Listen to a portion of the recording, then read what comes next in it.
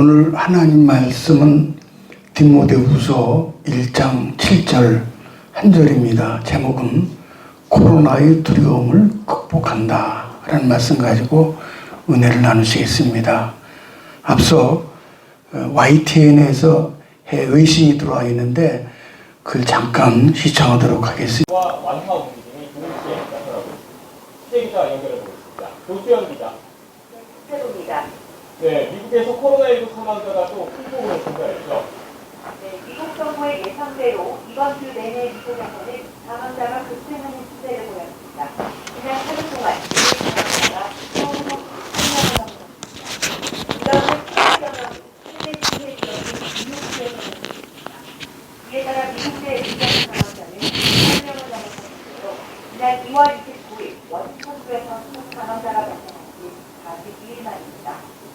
국제 통계 사이트 월드오미크 실시간 집계에 따르면 오늘 오전 11시 현재 미국 내 누적 사망자는 2만 500여 명, 그리고 확진자는 53만 1000여 명으로 집계되고 있습니다. 이로써 미국은 전 세계에서 확진자와 사망자 모두 가장 많은 나라가 됐습니다. 사망자의 경우 전 세계의 5분의 1 정도를 차지하고 있습니다. 트럼프 대통령은 뉴욕의 입원율이 감소한 점 등을 근거로 점점 긍정론을 강조하고 있습니다만 전문가들은 사망자 통계가 당분간 더 악화할 것으로 예상합니다. 네, 말씀하신 대로 피해 규모가 기하급수적으로 커지고 있는데 미국 정부이 재난지역으로 지정했다고요?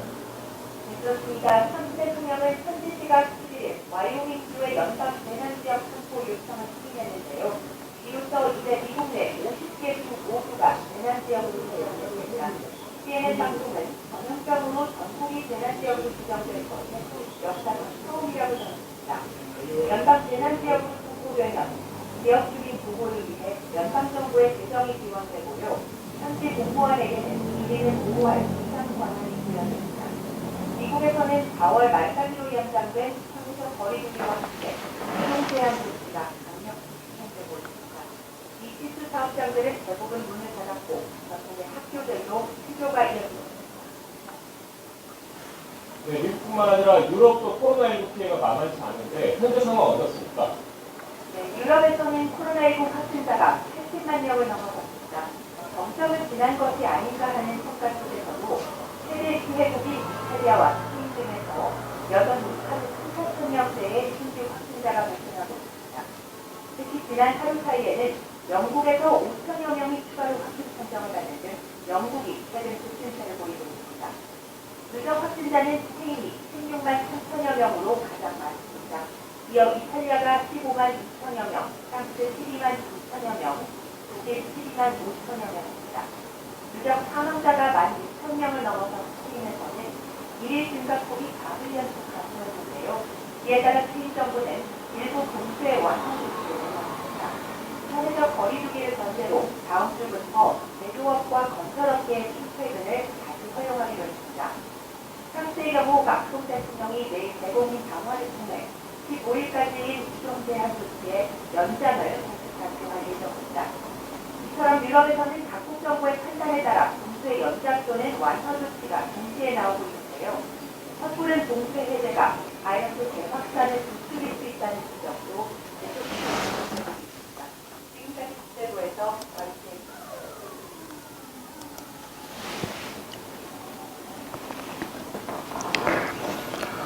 로마 제국에 전해 내려오는 전설이 하나 있습니다.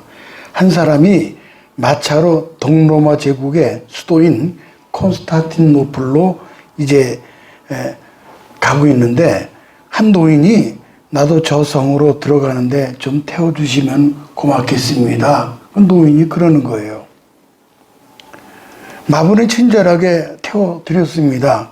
그런데 얼굴을 자세히 보니까 아주 흉측하게 생긴 거예요. 할머니는 누구십니까? 그랬더니 하는 말이 나는 호열자 귀신이요 하는 거예요. 그건 무서운 전염병 아닙니까? 유감스럽지만 그렇구먼. 마부는 겁에 질려서 노파를 끌어내리라는데 이것 봐요. 당신이 가만히 있는 것이 좋을 거요 하는 거예요. 성 안에 들어가 내가 5 이상은 죽이지 않을 테니까는 걱정 말아요. 만일 5 이상을 죽이면 그때는 나를 죽이시오. 그리고 칼 한 자를 넘겨주었습니다. 그 사이에 마차가 성 안으로 들어갔고 노인은 어디론가 사라졌습니다. 그때부터 또 호열자 환자가 성내에 삽시간에 퍼지기 시작을 했고 죽은 자는 무려 5,000명도 소되었습니다. 엄청난 숫자가 죽었어요. 그림 보시죠. 실제적인 실화죠, 이게. 화가 난 마부는 노파를 찾아서 그가 준 단도로 찔려고 하자 급히 피하면서 이렇게 외치는 겁니다. 이봐요, 난 5밖에 죽이지 않았어. 그 외에 죽은 자는 두려움과 공포 때문에 죽은 것이요. 그러는 거예요. 이 이야기의 상징은 두려움은 도미노처럼 인간을 죽음의 덫으로 몰아가고 있다는 사실입니다. 그러나 우리는 세상을 이기신 주님이 함께 하시기 때문에 두려움을 극복할 수가 있습니다. 우리 예수님께서 그런 말씀하셨죠. 너희가 세상에서 환난을 당하나 담대하라, 내가 세상을 이겨노라. 이겨놓고 싸우는 거지요. 이 또한 지나가리라는 말을 많이 듣죠. 이건 관용어는 유대 미드라시에 나오는 말입니다. 유대 미드라시에 나오는 말인데 다윗 왕이 전쟁에 승리한 후 승리의 기쁨을 오래 기억하도록 보석 세공에게 반지를 만들라라고 명령을 내렸습니다. 보석 세공이는 반지에 들어갈 글귀를 고민하다가 솔로몬 왕자에게 잔문을 구했습니다. 이때 반지의 색이라고 한 말이 이 또한 지나가리라 그거예요. 성경 구절은 아니었습니다, 이것이. 그런데 성경 구절에 근접한 것은 고린도서 4장 17절 18절입니다. 한번 가볼까요, 거기를? 우리가 잠시 받는 환난에 경한 것이 지극히 크고 영원한 영광에 중한 것을 우리에게 이루게 함이니 우리가 주목하는 것은 보이는 것이 아니요 보이지 않는 것이니 보이는 것은 잠깐이요 보이지 않는 것은 영원함이라. 이 또한 지나갈 것은 스스로 위로하여 견디는 것이다. 그런 뜻보다는 영원한 하늘나라의 영광을 바라보라 그겁니다. 그래서 이게 이 또한 지나가리라 그 말이 나오게 된 거예요. 배경이. 환난에 경한 것 볼까요? 왜 글씨도 보면은 환난에 경한 것. 또 반대가 뭐지요? 환난에 경한 것의 반대는 영광에 중한 것. 그렇죠? 그래서 경중이 나왔죠. 이런 논리로 이제 오늘 한 절이지만은 3가지로 나누어서 두려움을 극복하시기를 주님의 이름으로 축복합니다. 첫째는 성령의 능력으로 두려움을 극복하는 거죠. 7절 상반절을 가볼까요? 보면 하나님이 우리에게 주신 것은 두려워하는 마음이 아니요 오직 능력과 두려워하다는 그 헬라어 데일리아스라는 말은 잔뜩 겁먹은 상태로 의기소침의 상태를 의미합니다. 누가 그랬습니까? 디모데가 그런 거예요. 디모데는 나이 어린 목회자여서 당시 고린도교회 그 거짓 교사들을 대적할 때 매우 두려워했던 겁니다. 육체적으로 변약해서 늘 의기소침해 있었고 바울이 투옥된 후 복음 전파하는 것도 아주 두려워했습니다. 디모데는 바울처럼 자신도 감옥에 갈 수가 있고 또 때로는 또 순교도 할 수 있다라는 생각을 가지게 되었습니다. 그래서 사도 바울은 디모데에게 하나님 주신 은사는 두려워하는 마음이 아님을 지금 권면하고 있습니다. 오직 능력은 보통 능력이 아니라 그는 NIV에 보게 되면은 스플릿 오브 파워, 성령의 능력이에요. 스플릿, 성령의 파워, 능력이다. 이 말의 원뜻은 예수님이 승천하시기 전 주신 말씀이죠. 사도행전에 보게 되면은 너는 예루살렘에 떠나지 말고 내게 들은 바 아버지 약속을 기다리라. 그렇게 말씀하셨죠? 아버지 약속을 기다리라. 그래서 사도행전 1장 8절에 보니까는 그렇게 말씀하셨잖아요. 오직 성령이 너에게 임하시면 너희가 권능을 받고 예루살렘과 온 유대와 사마리아 땅까지로 내 증인이 되리라 하시니라. 여기서 권능은 성령의 능력으로 헬라어 두나미스를 말씀합니다. 두나미스. 이것이 발전되어서 다이나마이트가 된 거죠. 두나미스. 이 성령의 능력을 받은 거죠. 오순절 마가의 다락방에. 이 단어는 성령의 능력으로부터 온 것으로서 모든 장애인들을 폭파시켜버리는 권능, 두나미스를 말합니다. 더 확대하면 눈에 보이지 않는 영적인 세계까지 제압하는 초자연적인 영적 권세를 의미하는 겁니다. 지금 우리는 외적으로 코로나 바이러스와 싸우지만은 사실은 내적으로 하늘에 있는 악의 영들과 지금 싸움 중에 있는 거예요. 마스크를 쓰고 손을 씻고 사회적 거리를 두기를 하고 있지만은 더욱 영적인 싸움이라는 것을 결코 우리가 잊지를 말아야 합니다. 이 그림이 참 귀하죠. 이렇게 이제 하늘에 악의 영들과 전쟁 수행 중에 있죠. 한편 능력은 다이나마이트는 산을 가르고 바위를 쪼개는 것과 같은 폭발적인 힘이 있습니다. 사도 바울의 능력이라는 말을 쓸 때 이것은 항상 예수님의 부활의 능력, 복음의 능력을 말씀해주고 있습니다. 그래서 성령은 권세와 능력과 관계가 되어 있습니다. 예수님의 부활은 사망 권세를 이기는 능력입니다. 무엇보다도 성령의 능력은 무서워 떠는 겁쟁이 제자들을 두려움이 없는 사람들로 확 바꿔놓았습니다. 이사야 40장 3절로 31절을 가볼까요? 소년이라도 피곤하며 곤비하며 장정이라도 넘어지며 자빠지되 오직 여호와를 앙망하는 자는 새 힘을 얻으리니 독수리 날개치며 올라간 것 같을 것이요 다른 박지라 해도 곤비치 아니하겠고. 여기 앙망이라는 말이 뭔가 하니 복합어로 바라보고 기대한다는 것, 믿고 바라보는 겁니다. 믿고 바라보는 거예요. 땅의 힘은 다 소진되고 새심, 그 새심을 가져야만 이 땅을 살아갈 수가 있고 또 모든 난관을 극복해 나갈 수가 있습니다. 소년과 장정의 힘은 육체의 힘, 땅의 힘을 뜻합니다. 그런데 문제는 이 땅의 힘을 모두 소진했다는 겁니다. 여기서 새심은 무엇입니까? 위로부터 내려오는 성령의 능력, 두나미스, 그 능력입니다. 종교개혁자 루터가 힘을 잃었을 때 창밖에 보이는 파릇파릇 우미 돋는 나뭇잎을 보았습니다. 루터가요. 그걸 이제 봤는데 보니까는 이런 그림이죠. 이렇게 마틴 루터가 보니까는요. 산천 초목이 다 이제 이렇게 파릇파릇 이제 돋아나는 거죠. 그러면서 무릎을 치면서 그렇다. 부활하신 주님이 부활의 약속을 이 나뭇잎에 새겨놓았구나 하면서 새 힘을 얻었다고 합니다.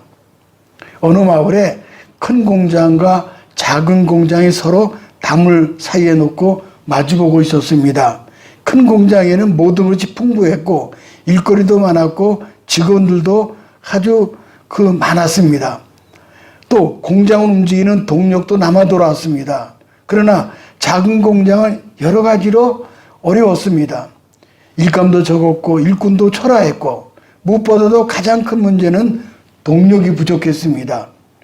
고심하던 작은 공장의 사장은 결심을 하고 큰 공장의 사장을 찾아갔습니다. 그리고는 자신들의 애로점을 솔직히 고백하면서 자기 공장과 큰 공장 사이에 놓여있는 담을 헐고 큰 공장에 돌아가고 있는 기계와 자기 공장의 기계에 벨트 하나만 좀 연결해 줄 것을 부탁을 했습니다. 그렇게 하면은 부족한 동력을 보충할 수 있다는 거죠. 근데 큰 공장 사장은 그 부탁을 흔쾌히 들어주었어요. 그래서 그 뒤로는 작은 공장도 훌륭한 공장으로 성장할 수가 있었습니다. 우리도 우리의 힘만 의지하면은 연약하고 보잘것없는 존재밖에 될 수밖에 없죠. 작은 공장 사장이 큰 공장 사장에게 찾아온 것처럼 우리도 하나님께 찾아 나가야 합니다. 그리고 우리의 부족과 허물을 솔직히 고백을 해야 합니다. 하나님과 나 사이에 가로놓인 담벽을 허물어 버려야 합니다. 그리고 기도의 줄을 연결시킬 때 우리는 날마다 위로부터 새로운 힘을 공급받게 되는 겁니다. 이것이 새 파워, 새 능력, 새 권능, 두나미스가 됩니다. 이것으로 모든 코로나 바이러스를 두려움을 극복하시기를 주님의 이름으로 축복합니다. 두 번째는 주님의 사랑으로 두려움을 극복하는 거죠. 7절 중반절에 보니까 이렇게 말씀하셨죠. 7절 중반절에 보니까는 오직 사랑과, 근데 오직 사랑이라는 게 뭔 거 아니? 아가페예요. 그냥 사랑이 아니죠. 주님은 두려웠지만은 우리를 향한 아가페 사랑이 더 컸기 때문에 십자가를 지신 겁니다. 우리 예수님께서 왜 두렵지 않으시었어요? 그러나 그 아가페 사랑이 너무 컸기 때문에 십자가를 지고 피를 흘리신 겁니다. 헬라 사상은 네 가지가 있죠. 사랑이라는 말이. 그래서는 남녀 간의 사랑은 에로스, 가족 간 사랑은 스톨게, 친구 간 사랑은 필리아, 조건 없는 사랑은 아가페. 아가페 사랑이 어머니와 자녀 그런 사랑이죠. 아가페 사랑. 주님은 십자가에서 백성들을 위해서 아버지여 저들의 죄를 사하여 주옵소서 그렇게 기도를 했죠. 왜냐하면 아가페 사랑 때문에 그렇게 하신 거예요. 그리고 죄를 고백하는 우평강도에게 오늘 내가 나와 함께 낙원에 있으리라. 그래서 그런 구원받았죠. 그리고 죄를 고백하는 우평강도에게 이제 구원을 주시죠. 이 그림이 귀한 그림이죠. 한편 제자 요한에게 어머니 마리아를 부탁합니다. 아가페 사랑으로 어머니 끝까지 돌보죠. 요한일서 4장 18절에 보니까는 사랑 안에 두려움이 없고 온전한 사랑이 두려움을 내어쫓나니 두려움에는 형벌이 있습니다. 두려워하는 자는 사랑 안에서 온전히 이루지 못하였느니라. 아가페 사랑을 가져야 온갖 두려움을 이길 수가 있습니다. 기독교가 어떻게 해서 주후 400년까지 로마와 전 유럽을 그것을 정복할 수 있었습니까? 그 기간 동안 유럽에는 두세 차례의 큰 전염병이 돌았었습니다. 보통의 사람은 대개 이성을 잃었습니다.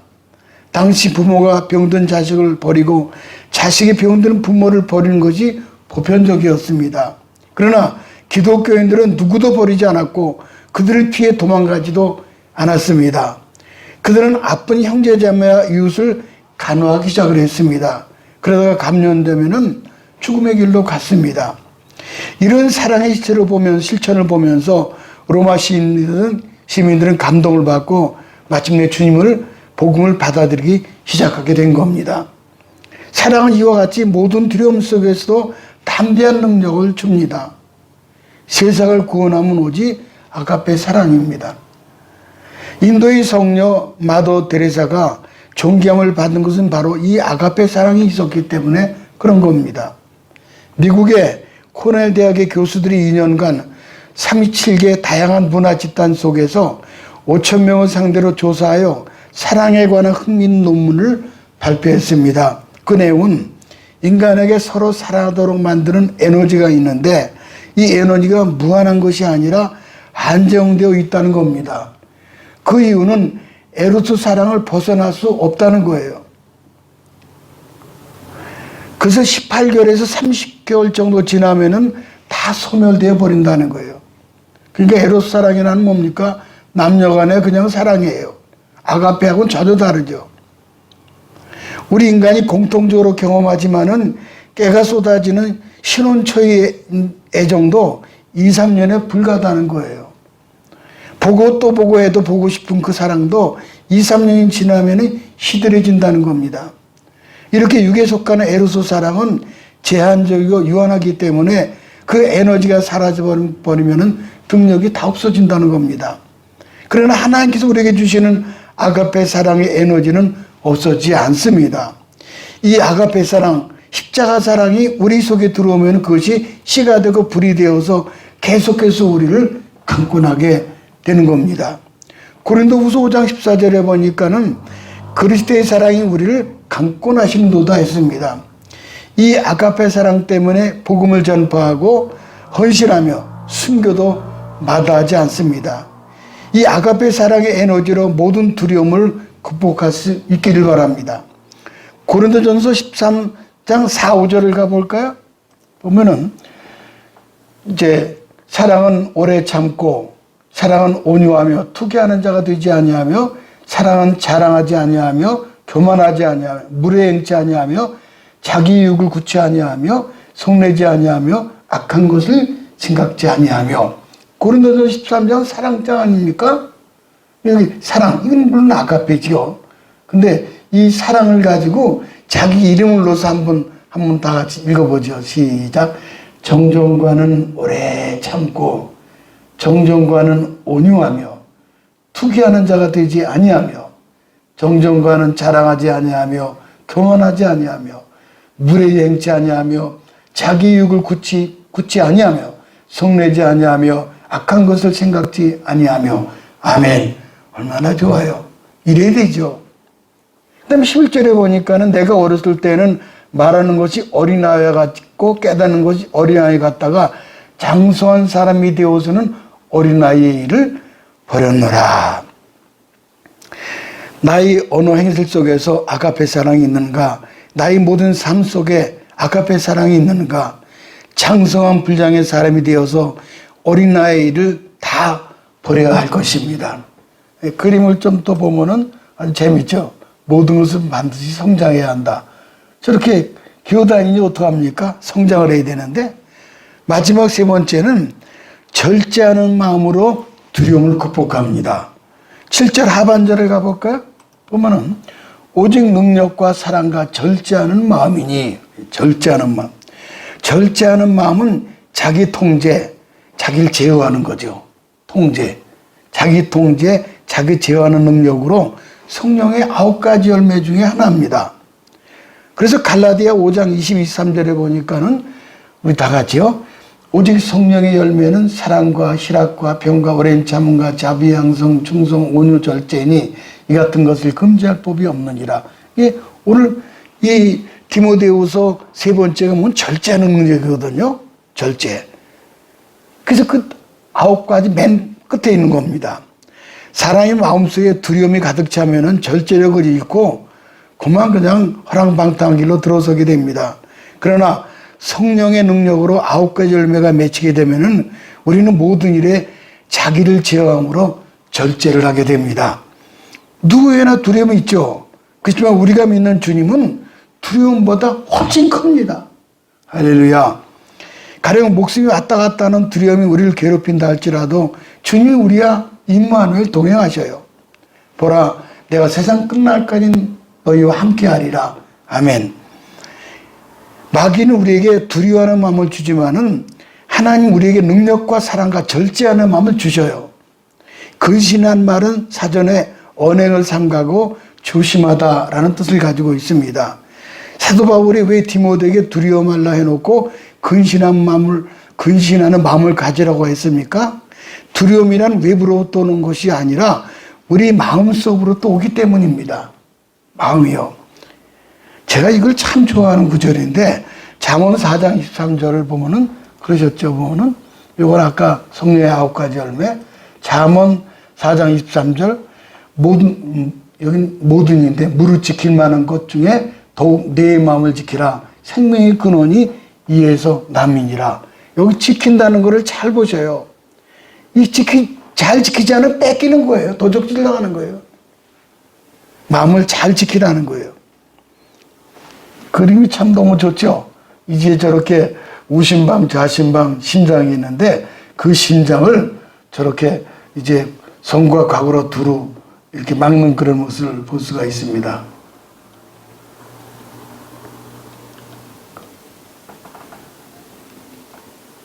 지키는 겁니다. 자기를 통제하는 것을 물을 지킬 만한 것보다 더욱 내 마음을 지키라. 생명의 근원이 이에서 남이라.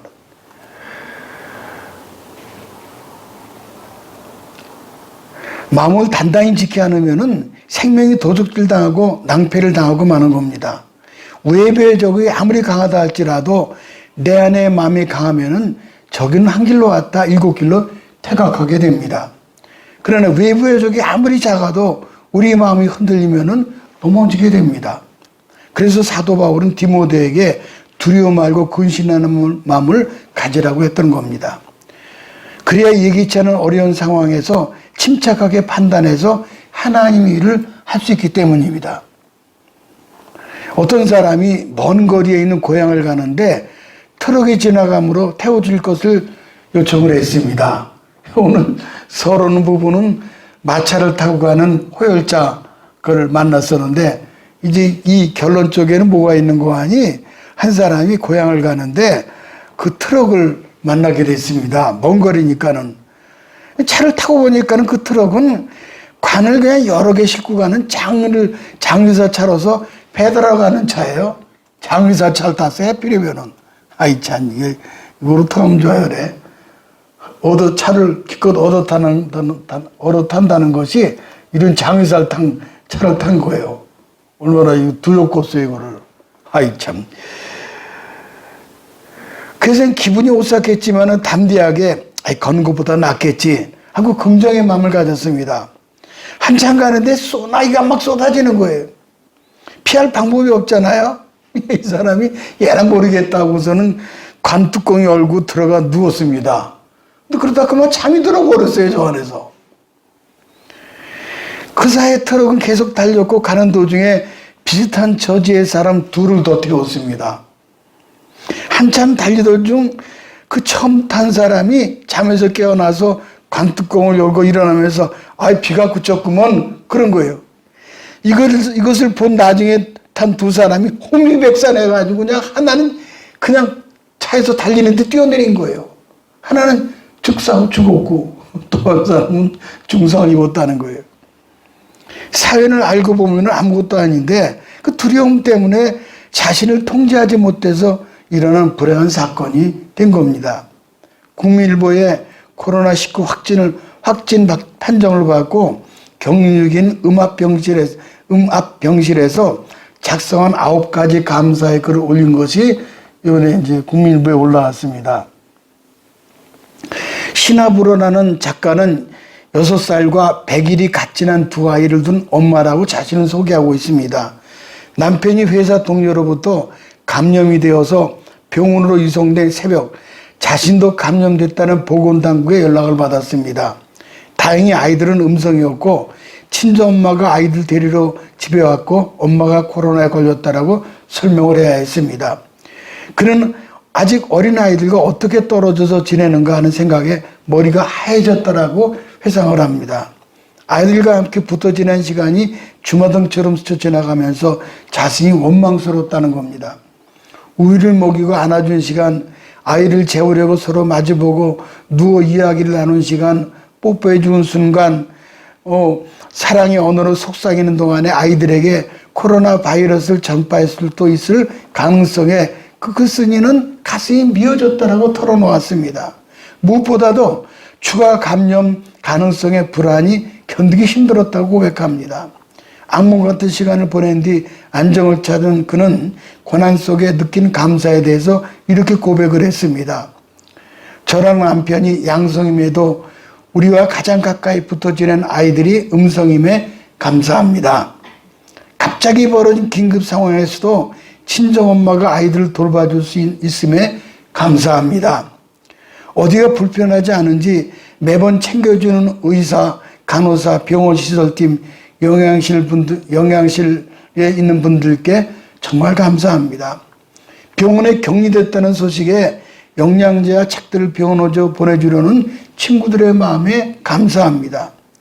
아이의 유치원에 연락을 해서 그 엄마가 확진자임을 밝혔음에도 따뜻한 응원의 연락을 남겨준 엄마들에게 감사합니다.